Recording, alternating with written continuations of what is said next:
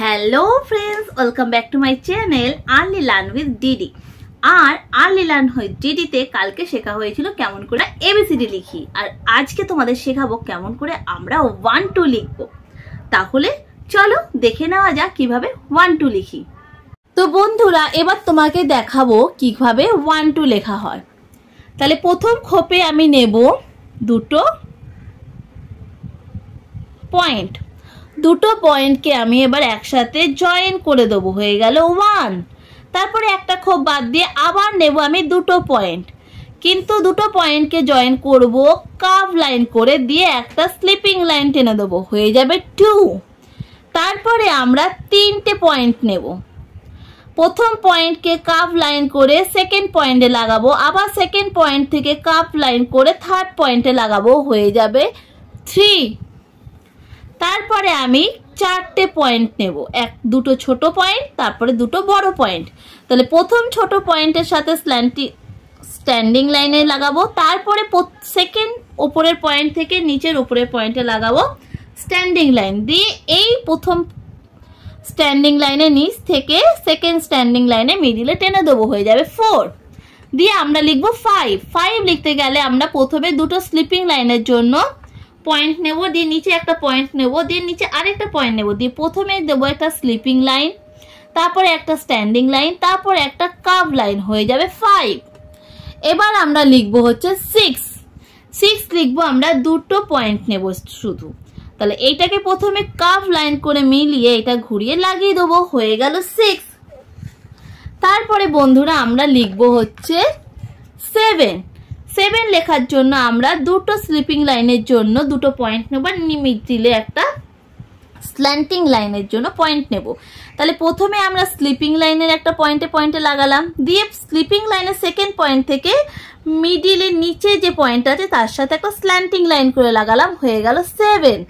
এবার হচ্ছে 8 কোনো পয়েন্ট দেব না, বলবো দুটো শুধু সার্কেল জয়েন করে দাও, তাহলেই হয়ে গেল 8। এবার চলে আসি 9-এও তাই দুটো শুধু স্ট্যান্ডিং লাইনের জন্য পয়েন্ট দেবো।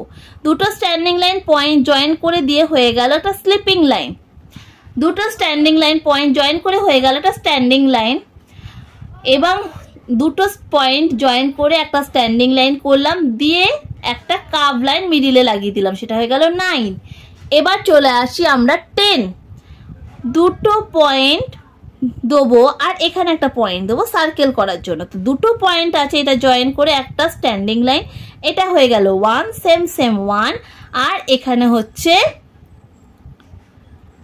0 লেখার জন্য একটা পয়েন্ট, হয়ে গেল 1 0 10 1 2 3 4 5 6 7 8 9 10।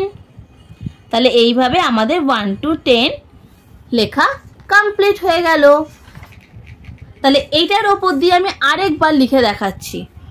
1 standing line, 2 1 curve line, then sleeping line, 3 দুটো curve line, 4 1 standing line, sleeping line, then once again standing line, 5 sleeping line, standing line, then curve line, 6 1 curve line, then join, 6 7 1 sleeping line, then standing, then slanting line,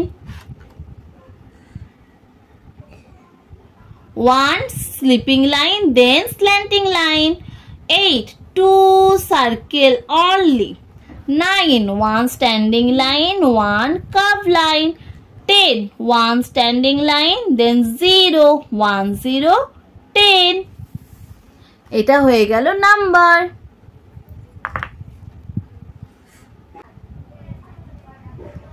so hello friends, আমরা শিখে নিলাম কিভাবে 1 to 10 লিখি। তো আজকের মতন ভিডিওটা এখানেই, সঙ্গে থাকো, দেখতে থাকো আমার ভিডিওগুলো, আর ভালো লাগলে লাইক অ্যান্ড সাবস্ক্রাইব। আর কিরকম টাইপের ভিডিও দেখতে চাও সেটা জানিও আমাকে আমার শর্টসে। Thank you for watching, bye by.